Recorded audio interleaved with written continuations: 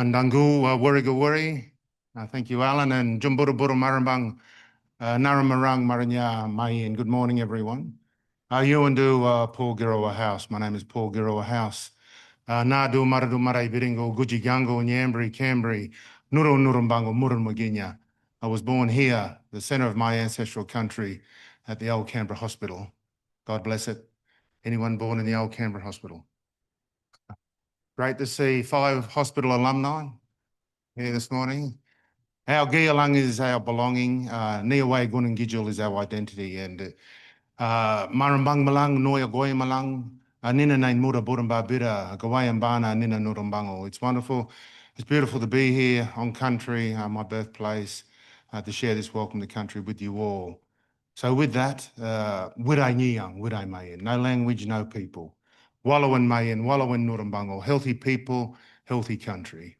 Yilangalangbo, Gibabungo, Wogabo, Migabo, Dinanilbang Mayan. Ladies and gentlemen, young men, young women, distinguished guests, Honourable Minister, Vice-Chancellor, Rebecca, it's wonderful to see us all here. We're all VIPs.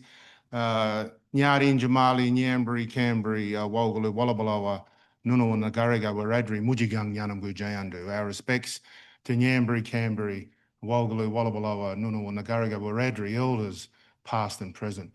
Nyari, Jamarabu, Mujigangu, Nurumbanjigu, Nini Yiridu. My respects to all people, First Nation people from all parts of the country and the world. Nurumbang and Bango Nara Nara. Nyambri, Cambri, Mayingai, Banya, Ninugan, Nurumbango Dara. Nadu, Wudagabigi, Balabambu Gubu, Balagi Bangubu, Goinguliala, Dumbali, now Murawai, Marambu. We listen to our old people, the ancestors, the elders, and they show us the good path, the right path, the straight path. Mara Muru, creating pathways. Muru Waru, on track. Dulagang Muru, straight path. Goinguliala, Bilingali now, Yamamali now, Walamali now. Our old people, they nurture us, they guide us, they protect us. Mambawara Naminyagu, Wuragabinya Wuradaraigo, Winingalago Baligo, looking to see, listening to hear, and learning to understand. Our welcome to country is always made in the spirit of peace, harmony, and justice for all people of modern Australia. Our main aim as local custodians always is to establish an atmosphere of mutual respect through the acknowledgement of our ancestors and the recognition of our rights to declare our special place in the pre and post history of the Canberra region. The name Canberra is derived from the name of our people and country right here, the Nyambri, Cambri, Canberra. And everything we do on country is based on Yinjamara. Murun Muginya Yinjamara, Murumuru Wirambira Nurumbango. Living a respectful way of life cares for country. Yinjamara Wirambira Marandogobo, Girigobo, Yandogobo. Respect is taking responsibility for the now, the past, the present, and the future. Yinjamara, Yinjamal Gijul, Yinjamara Bull. A good nutrient word means many good things. They go slow, be patient, be polite, be gentle, take responsibility, uphold all those good nutrients. Yinjamara Bala, Wijinga Yina, Wangara Dagana Papa Yirinigo. Respect is in how our matriarchs dig for yams in Mother Earth. Yinjamara Bala Nama, Dr. Matilda Williams House. My respects to my matriarch, my mother, Dr. Matilda Williams House. Because of her, we can here on country. Yinjamara Bala, Bala Birda, Bina Bina Bina, Yuwilu, Wurruwan, Nurumbango. Cambry Julang. Respect is in the breeze and the Cambry creeks and rivers quietly moving through country. Yinjamara Yambawan. Respect is everything. Maragaladal, Wallan Mayan Mayan Galang. We hold fast to each other, we empower the people. Wallan Gunmala Mara Mara Gure. We be brave, we make change. Diriyawana Murawara, Nawan Bira. We get up, we stand up, and we show up. Wonderful, we're all here. Mara Mara Niya Girama. Respect shapes us, lifts up the people. Mara Mara Winanga Gigalana May, and respect creates people who care for each other. Our people would like to thank the 6.4 million people who backed us to be recognised and have a voice in this country. And our gift, our 60,000-year gift during the referendum was about many things. It was about acceptance mainly. It was about the love, respect, the safety, belonging, the morals, the values, the sacrifice, the security, the nurturing the caring and sharing and sheltering. Unfortunately, we were rejected in our own country, but we continue to fight for recognition and justice every day. So with that, we thank everyone. Gwayambana, have a great day, and Gwayambana Nina Nurumbango. Welcome everyone to country. So Mandang Gulu, thank you very much.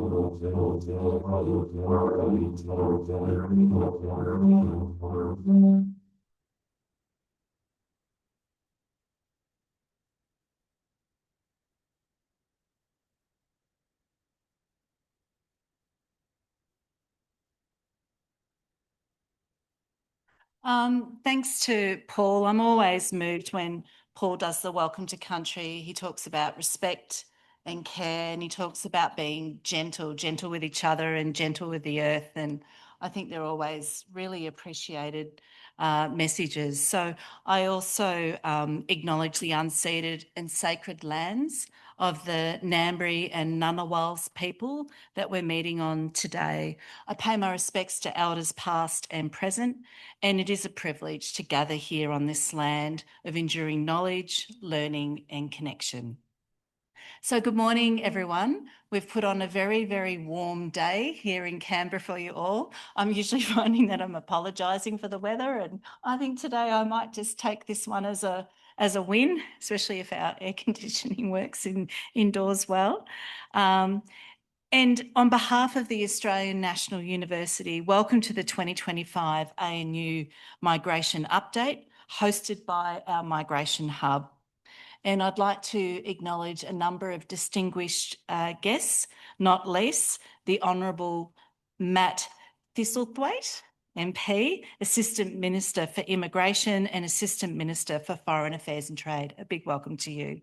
We know later this morning we'll have the Honourable Julian Hill, MP, Assistant Minister for Citizenship, Customs and Multicultural Affairs, and Assistant Minister for International Education.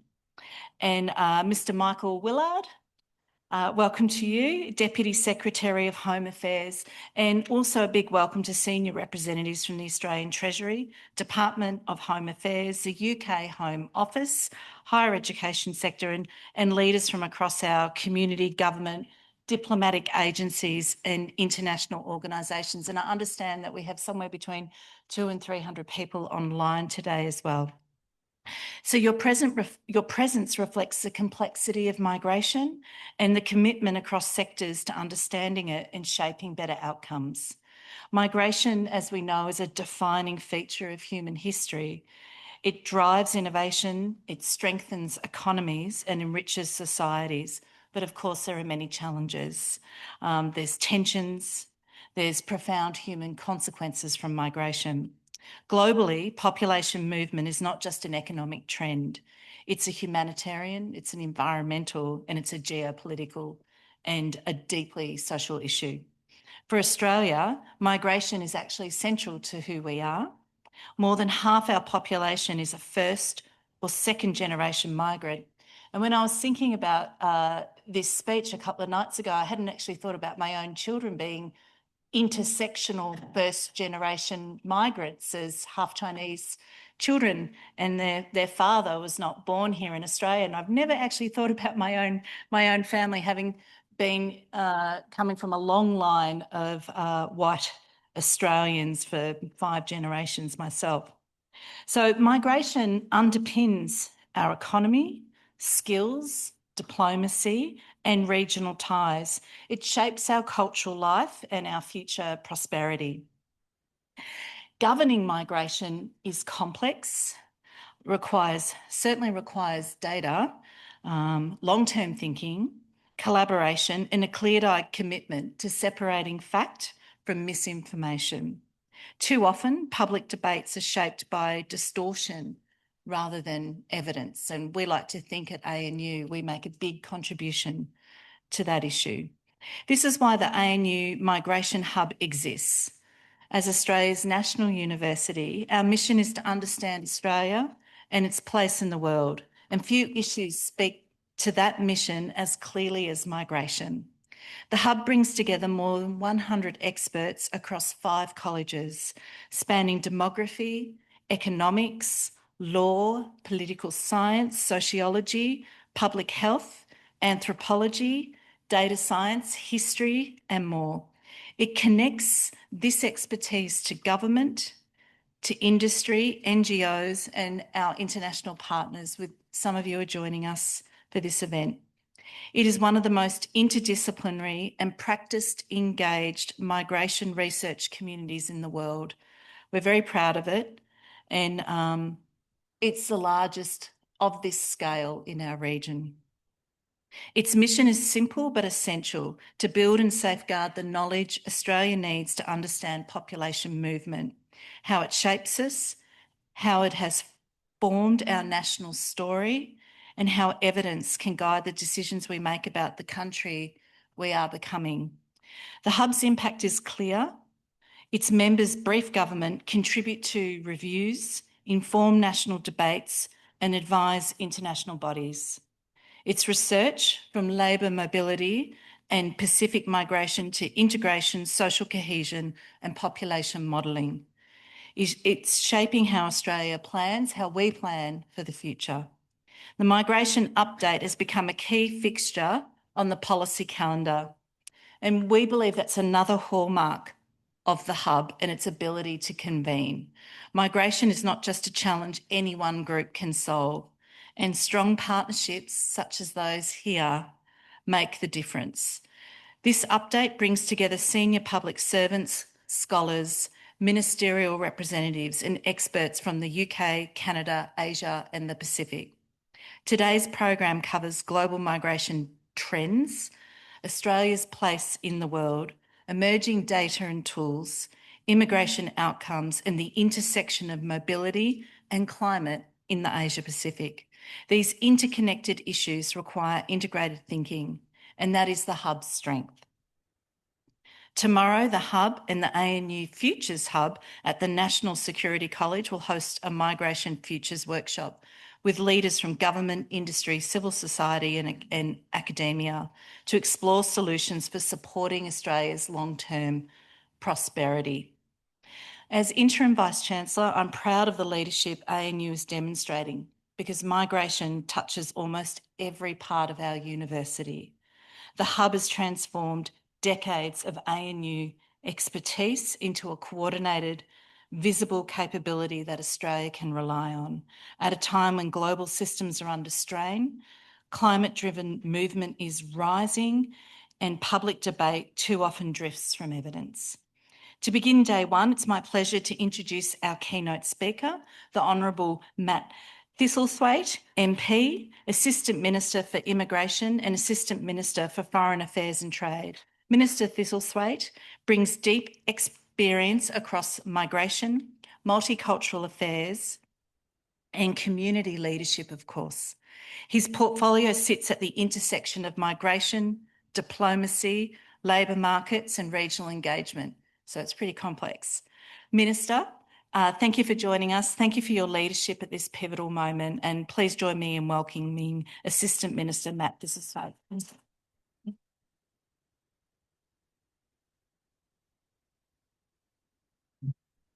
Thank you, Rebecca. Good morning, everyone. I'd also like to acknowledge that we are on Ngunnawal and Ngambri land, and thank Paul for welcoming us to country. We're all migrants to this beautiful country if we're not First Nations Australians. And I think that we owe a debt of gratitude to Paul and his ancestors for teaching and explaining to us how to thrive and survive on this very, very rugged continent. And that's something that we should be very, very proud of, the oldest continuous culture in the world right here in Australia. I also want to acknowledge and thank Professor Alan Gamlin, Bob and the team. I've had plenty of cause to call on Alan and Bob and others in this role to seek their advice and expertise on migration policy.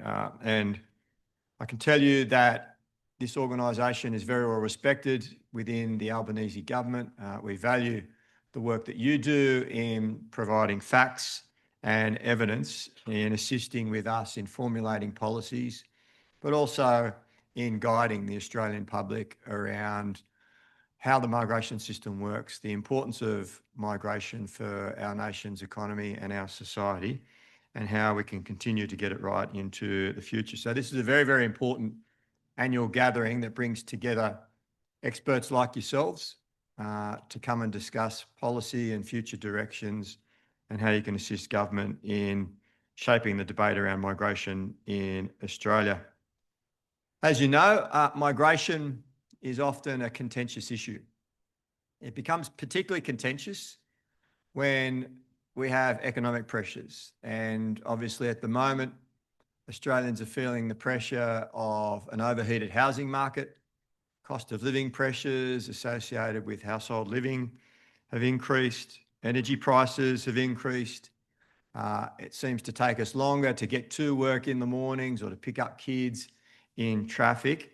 And that can lead to people trying to blame migrants for those issues unjustifiably and unfairly. And that's why having conferences such as this and policy decisions and settings that are based on facts and evidence and rigorous analysis is really, really important. And our government is working to ensure that we provide confidence in the Australian migration system, but that the settings that we put in place are based on those facts and that evidence and can provide that confidence for the Australian people.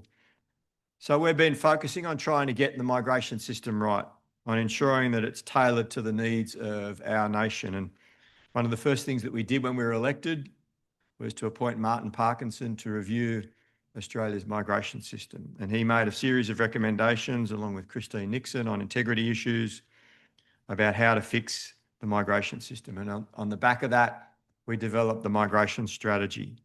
And basically our focus as a government has been on delivering those elements of that migration strategy. And the theme of your update this year is not only timely, but it's also a bit of a call to action. Migration for a more productive future is asking all of us, members of parliament, scholars, policymakers and practitioners, to explore how migration policy can contribute to national productivity, innovation and prosperity in the decades ahead.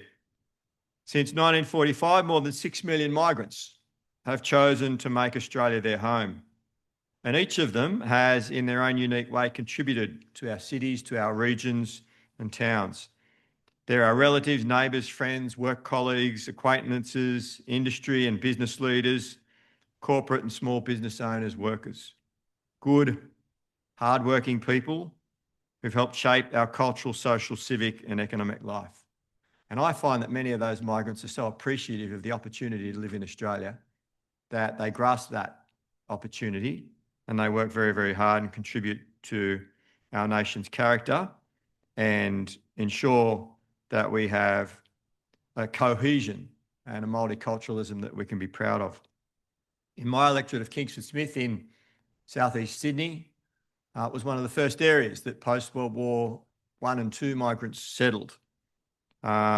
People from Greek, Italian, Chinese backgrounds now getting into the third generation of those migrants who've made our community their home. And I love living in a country where you have a front row seat to Australians from many backgrounds, honouring their traditions while passing them down to those new generations, be those religious traditions, cultural traditions, the festivals that we all get invited to as members of Parliament that demonstrate how multiculturalism enriches Australia's lives. And we have a collective responsibility to embrace the strength of that multicultural identity. Just being ethnically diverse doesn't make us a successful multicultural society. Success comes in building an inclusive society where everyone gets a fair go, and that requires real leadership and hard work. Often I find in discussions with migrants and their representative groups about how we can make Australia more welcoming, how we can encourage more migrants to settle in rural and regional areas. The term that often comes up is the feeling that they want to feel like that they belong part of an Australian community, a town, a suburb, and the nation. And I think that that's one of the reasons why you're all here, and that's one of the reasons why you work in this space. You want to make sure that we as government deliver policies that invite new Australians to come to this country and feel like they belong. We're facing a number of challenges with our migration policy and migration-related issues. The migration system that we inherited when we came to government, as described by Martin Parkinson, was broken and in need of major reform. So we set about putting in place a migration system that was managed maturely and in the interests of the country. We've been clear about the need to bring migration levels down to a normal level and to put in place actions that help achieve that. So net overseas migration has been reduced by about 40% since its peak in 2023 and is forecast now to return to pre-pandemic levels this year.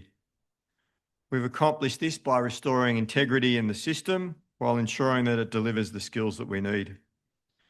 We're doing this not to demonise migrants or migration, but because we value the contribution migration has made to our society and our economy, and the legitimacy of the migration system and the confidence that the Australian people have in migration, and that confidence is very, very fragile, is ensuring that we have a workable system that everyone understands and that people support and abide by. We know how important it is to maintain public confidence in a system that ensures our migration settings are working in the national interest.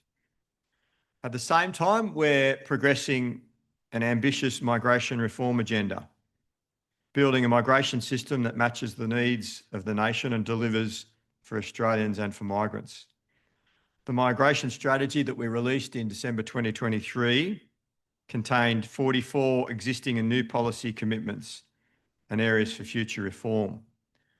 Importantly, we've implemented most of those reforms in the migration strategy, and some of those reforms include measures to improve the quality and integrity of international education, including genuine student measures, increased English requirements, and restricting hopping from one visa to the next, introducing a new national innovation visa to drive growth in sectors of national importance and to also promote innovation and productivity, implementing a new skills in demand visa, including a core skills pathway, targeting workplace needs, and a specialist skills pathway to drive innovation and job creation, and offering much more Pacific engagement visas to our Pacific family. International education is a great Australian success story. And of course, we know that international education is Australia's largest human capital export. It's important to our economy and our society. And our government remains committed to sensibly managing the size and the shape of the international education sector and supporting sustainable growth. Under the national planning level, public universities that want more students above their allocation in 2026 will need to meet two government priorities. Firstly, increasing engagement with Southeast Asia and the provision of student accommodation to ensure both domestic and international students have access to safe and secure housing. Reforms to the strategy that we're still working on include reviews to regional migration settings and the points test, and consultation on regulating migration for lower paid workers with essential skills. The government's also delivering the immigration reforms that were outlined in the Nixon Review. the review made several recommendations on how to reform the migration advice industry. So we're looking at strengthening the registration process for registered migration agents, including better identity verification and boosting financial penalties for the provision of unlawful immigration assistance. The review found that a number of facilitators, including scam operators and a small organised group of registered migration agents, were abusing the Australian visa system. And that was creating real victims, people being trafficked and exploited for profit. We're determined to rid the immigration sector of scam providers and people who participate in criminal activity and wreak misery on vulnerable people. A number of multi-agency efforts are currently underway to crack down on scam migration agents who've ripped off vulnerable visa applicants of more than $1.4 million as estimated by the department. There are teams right now focusing on scam agents who are providing people with unlawful protection visa advice, charging exorbitant fees, and encourage applicants to make false claims for bridging visas with work rights. In September, the government announced the size and composition of the 2025-26 migration program would be maintained at the same level of the previous year at 185,000 places. That decision follows some pretty heavy consultation with the states and territories and reflects the need, and indeed employers and unions, and reflects the need to focus on skilled migration to address skill shortages. We've recently finalised the allocations for state and territory nominated visas. Migration levels increased following the pandemic, given the pent-up demand from students, working holiday makers and skilled workers. The range of actions the government's taken, combined with these temporary visa holders now departing in larger numbers, is bringing that overall level of migration down to those pre-COVID levels. For our Pacific neighbours, we're providing greater access and easier movement around the region. That's why we're providing Pacific communities with better pathways to live, work and study in Australia and across the region through Australian scholarships and skills training, the PALM scheme, Pacific Australia Labour Mobility Scheme, and the Pacific Engagement Visa. Pacific Engagement Visa will bring up to 3,000 Pacific Islanders to Australia each year, offering access to Australian education, healthcare and jobs. And they'll join more than 30,000 PALM workers who are already working in Australian firms and sending around 1,500 Australian dollars home each month to support their families in the communities that they've come from. And what we're trying to do with that program is provide as many Pacific Islanders with the opportunity to come and work in Australia in various industries every year, rather than having the same people come back on an annual basis. We're trying to ensure that there are new applicants that are part of the program each year. So 2025 is a significant year for migration in Australia. It's the 80th anniversary of the establishment of the Department of Immigration in Australia. In July, the government launched the Office of Multicultural Affairs, reflecting our commitment for recognising multiculturalism as a national asset. It's 50 years since the Racial Discrimination Act became law in Australia, ensuring all of us have the right to live without fear of discrimination and free from acts of intimidation and violence. And our nation will soon welcome our 1 millionth humanitarian migrant since World War II. The anniversaries and milestones are significant achievements and something to celebrate and to be enormously proud of. That said, the important reform work continues to ensure our migration system is the best that it can be. Much has been achieved already, particularly in relation to integrity, skills gaps and student migration. But there's more work to do, and we're committed to delivering those remaining elements of the action plan that's associated with the migration strategy. We're hoping to restore public trust and aligning with Australia's economic and humanitarian priorities. So I want to thank you for each and every one of you for the work that you perform, for the research that you do, the analysis that you provide, the advocacy that you do, and the policy analysis and work that you do to help build trust and confidence in the Australian migration system. It's fundamentally important to our nation's economic and social well-being, and for that, we truly thank you. Thank you to the ANU School once again, and I'm happy to take your questions. Cheers.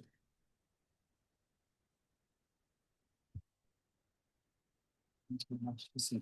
Thanks very much. Roving minus going to go, and we've got roving line.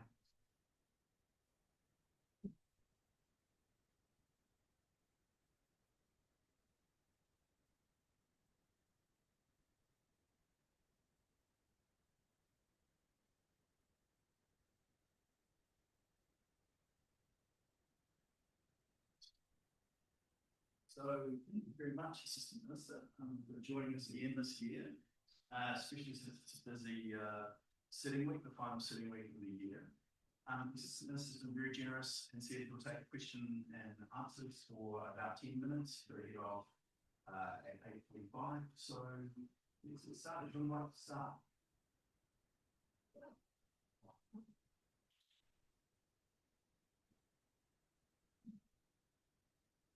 Oh, great. Thanks so much.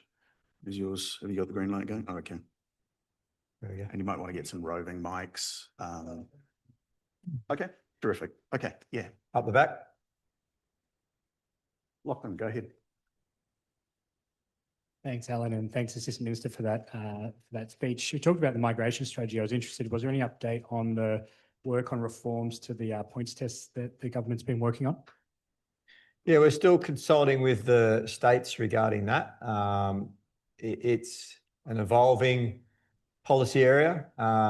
It's something that hasn't changed for quite some time. And the feedback that we've been getting from employers and the states and territories is that they would like reform of the points test.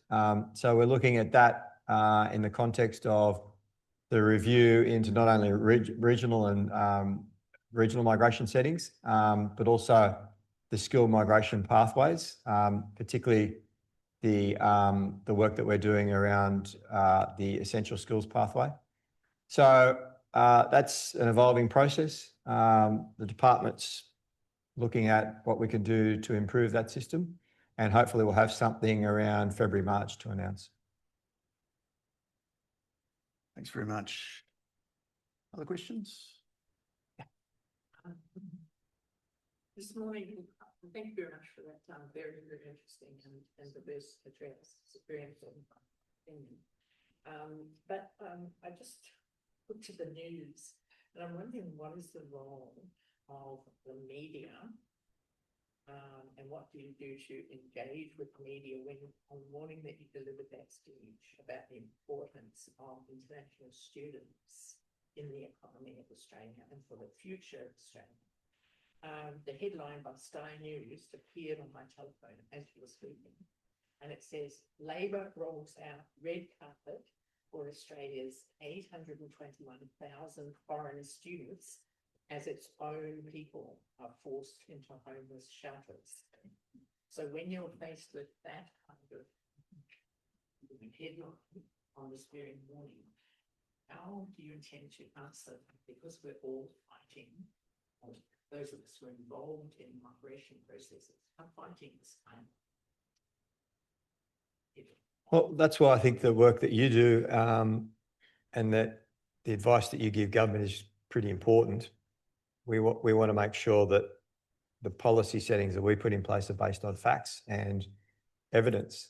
And the facts are that we did have a spike in migration in the wake of COVID for a number of reasons. If you look at net overseas migration numbers, the largest increase in net overseas migration was actually from Australians that were coming back home, that were all overseas during COVID and didn't want to be away from family when lockdowns, and wanted to be in the Australian healthcare system rather than another healthcare system. And of course, when the borders reopened, we did have a spike in student numbers because people had approvals, but they weren't able to take them up. But now they've come back down. We've got the planning level in place. We are proposing an increase in the student numbers for the next 12 months, but it's based on those two criteria.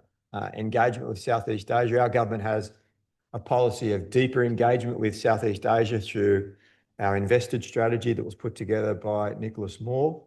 So that's the philosophy behind that. And secondly, that the universities will have to provide student accommodation. So I have UNSW in my electorate. If you travel down Anzac Parade now, all of the buildings that are going up are student accommodation, and they'll provide thousands of additional beds for students, and that will hopefully take pressure off the local rental market. Students won't be staying in local units, they'll be staying in the student accommodation. So that's why we put those two measures in place. And I think that that's a direct policy response that our government's undertaken to that pressure that people are feeling in the housing market. And I would also argue that many of those students would be studying in vet courses, would be undertaking construction-related study, and will graduate with qualifications that will help build more houses for Australians in the future, because we have a shortage of skilled labourers and workers in the construction industry, which is one of the problems why we have a housing constraint policy. We haven't been able to build enough homes. We're putting in place the policy support to rectify that, but we need the skilled workers. A number of measures we're putting in place: fee-free TAFE, PAC payments for students, 20,000 more Commonwealth-funded university places. But they take time to deliver results. So in the interim, you're going to need skilled migration. And many of those will be students that graduate and they want to stay here, but they'll also be supplemented by people who are coming in with skills. So whilst headlines like that are difficult and can be misleading, we try and relate the facts to people. And I find I've been doing mobile offices recently, which is when I'll go out to a community and I'll write to everyone in the community and say, I'm going to be on the street corner on this time. If you want to come and talk to me about an issue, come down. I've noticed over the last couple of months, every single one of them, there's someone that comes and raises migration. But I find if I can explain to people that 2/3 of the migration program is skilled migrants, and ask them to go and talk to the local cafe owner down the road, or talk to the local restaurant and ask them if they're having trouble getting skilled labourers. If they've got a parent that's in aged care, almost 90% of the people that are looking after our parents in aged care are migrants. Same in the hospital system. Most of the nurses and many of the doctors now are migrants. These are the people that are looking after Australians as they age and as we require these services. So without that, we're going to be in a pretty parlous state. And I try and use those sort of arguments to disarm that anger that people get because they read headlines like that. Well, tempting to continue, but I'm conscious we're out of time, and both. I can take one more. There's one hand up there. Okay. Yeah. Terrific. Yeah. Okay. Yeah. You're good to go. Oh, Yeah. Terrific. Okay. Thank you so much. Thank you so much. My name is Sarah. I work for the Victorian Government. And I'd like to get your sort of view on what do you see the role of states and territories being in skilled migration, and how can the Commonwealth and jurisdictions work better together to engage on migration issues? Yeah, the states and territories are really, really important because as the population grows, they're the ones that have to deliver the services that we need to meet that additional demand. So particularly those health, NDIS and aged care services that are correlated with an ageing population. But they're also the ones that are providing the infrastructure. So they're aware of the number of engineers that they need, the plumbers, the carpenters, the bricklayers and those sort of trades. So that's why we have that annual consultation with them. That's why Jobs and Skills Australia, in the work that they do in compiling the skilled list, consults heavily with the states and territories. And that's why we, as members of parliament and ministers, run ministerial councils with the states as well to get their feedback. As was mentioned earlier, the states and territories have mentioned that they don't believe that the points test is reflecting modern society and needs looking at. So we're having a look at that at the moment. We've been responsive to the needs of the states in the areas where that they feel there needs to be changes in the skills mix, and that's evident in the list that we publish every year. Jobs and Skills Australia advise us about what should be on that skills list, and then the Minister publishes it. We do that on an annual basis. We're about to do that again. And of course, they're also explaining to us where the greatest need is within the regions. So we've had, everyone's probably aware of labour agreements and DAMAs, or designated area migration agreements. They tended to be based on regional areas and were about the Department of Immigration providing a regional response to the skills needs of regions. We're now starting to focus on doing statewide DAMAs. The states have requested that their preference is to do a statewide one, with them having the ability to work with their regional areas about where the skills needs are and advise the Commonwealth Department around the numbers that they need and the skills that they need within those regions. So some of the states like Western Australia have moved on to that process. So that's a change that we're making in response to what the states want. But we're constantly working with the states and territories to get their advice and update the system as best we can. Okay, that brings the session to a Okay. close. Thank you very much, Assistant Thanks, Dale. Minister. Thanks, everyone.